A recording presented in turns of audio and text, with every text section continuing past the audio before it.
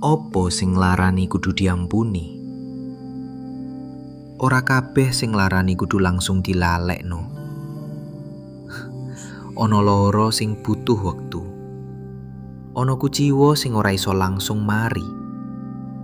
Nanging yen kowe terus nggawa lara kuwi, sing kesel dudu wong liya, nanging atimu dhewe. Ngampuni dudu mbenerke kesalahane wong. Ngampuni iku mbebasno atimu saka beban. Kowe ora kudu lali. Nanging kowe iso milih ora terus nali awake karo rasa sengit. Sebab dendam kuwi kaya geni cilik sing mbaka sithik ngobong jero ati.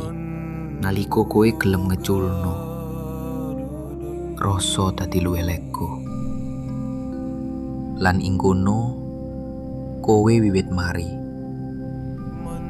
Rahayu ing ati.